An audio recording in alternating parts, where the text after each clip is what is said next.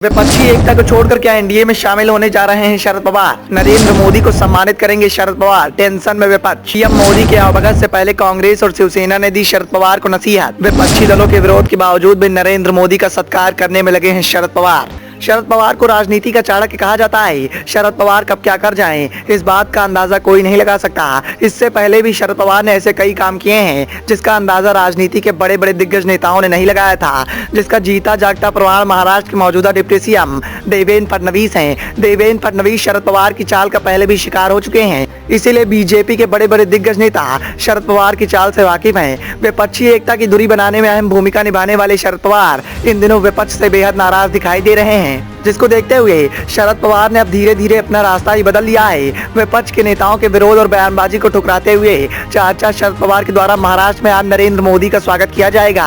नरेंद्र मोदी के स्वागत के कार्यक्रम से पहले ही विपक्ष के बड़े बड़े दिग्गज नेताओं ने शरद पवार को मनाने की खूब कोशिश की। आलम तो ये हो गया कि एनसीपी के मुखिया शरद पवार को नसीहत भी दी गई, लेकिन किसी भी नेता की बयानबाजी का शरद पवार पर कोई फर्क नहीं दिखा। सभी की बयानबाजी को दरकिनार करते हुए आज शरद पवार के द्वारा किए गए इस बड़े फैसले के बाद इस बात की चर्चाएं भी राजनीति के गलियारों में तेज हो गई हैं कि क्या विपक्षी एकता का साथ छोड़कर शरद पवार आज एनडीए में शामिल हो जाएंगे। फिलहाल शरद पवार के इस फैसले से महाराष्ट्र की सियासत गर्म होती दिखाई दे रही है। दरअसल गठबंधन में शामिल कई दलों का यह मानना है कि एनसीपी चीफ शरद पवार को इस वक्त प्रधानमंत्री नरेंद्र मोदी के साथ मंच साझा करने से परहेज करना चाहिए, क्योंकि अजीत पवार की अगुवाई में पहले ही एनसीपी में बड़ी बगावत हो चुकी है, जिस बगावत में पूरी भूमिका बीजेपी के द्वारा अदा की गई। महाराष्ट्र एनसीपी को ध्वस्त करने में बीजेपी के बड़े बड़े दिग्गज नेताओं के साथ साथ नरेंद्र मोदी ने भी अहम भूमिका निभाई। इसी को देखते हुए विपक्ष के नेताओं के द्वारा नरेंद्र मोदी के स्वागत का विरोध किया जा रहा है। कई नेताओं ने तो सीधा सीधा एनसीपी की बगावत का ठीकरा भारतीय जनता पार्टी पर फोड़ दिया था।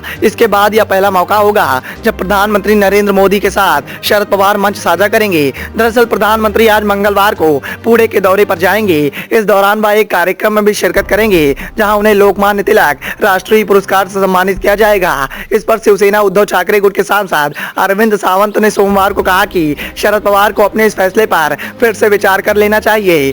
उन्होंने इस बात को लेकर सवाल उठाया कि लोकमान्य तिलक ने कहा था कि स्वराज्य मेरा जन्मसिद्ध अधिकार है, इस बात का नारा दिया था, पर क्या आज वास्तव में ऐसा दिखाई दे रहा है? वहीं कांग्रेस के नेताओं में भी इस बात को लेकर चिंता दिखाई दे रही है। प्रधानमंत्री के इस कार्यक्रम में शरद पवार के साथ कांग्रेस के एक वरिष्ठ नेता सुनील कुमार शिंदे भी मौजूद रह सकते हैं। दरअसल शिंदे लोकमान्य तिलक स्मारक मंदिर के ट्रस्टी बताए जाते हैं। कांग्रेस के एक नेता ने कहा कि इस कार्यक्रम में सुनील शिंदे की उपस्थिति से गलत संदेश जाएगा, क्योंकि इंडिया गठबंधन के नेता ही आज प्रधानमंत्री का स्वागत करेंगे। प्रदेश कांग्रेस के एक वरिष्ठ नेता ने कहा कि यह कार्यक्रम भले ही गैर राजनीतिक हो, लेकिन इस कार्यक्रम से महाराष्ट्र की सियासत काफी गर्म हो जाएगी।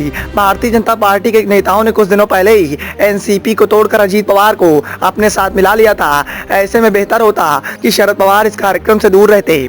शरद पवार के इस फैसले को लेकर आम आदमी पार्टी ने भी पूरी तरह से मोर्चा खोल रखा है। आम आदमी पार्टी की ओर से भी इस बात को लेकर बयानबाजी की जा रही है कि शरद पवार का यह फैसला पूरी तरह से गलत है। शरद पवार को इस वक्त ऐसा कुछ भी नहीं करना चाहिए जिससे कि जनता के प्रति हमारा गलत संदेश जाए, क्योंकि प्रधानमंत्री मणिपुर के मुद्दे पर लगातार चुप्पी साधे हुए हैं। मणिपुर के मुद्दे पर विपक्ष के द्वारा मोदी सरकार को घेरने की कोशिश की जा रही है। तो वहीं ऐसे में शरद पवार, जो कि विपक्षी एकता की धुरी रहे हैं, उनके द्वारा जिस तरीके से प्रधानमंत्री नरेंद्र मोदी का स्वागत किया जा रहा है, उससे कहीं ना कहीं यही लग रहा है कि शरद पवार विपक्ष के साथ बड़ा धोखा करने की तैयारी में हैं।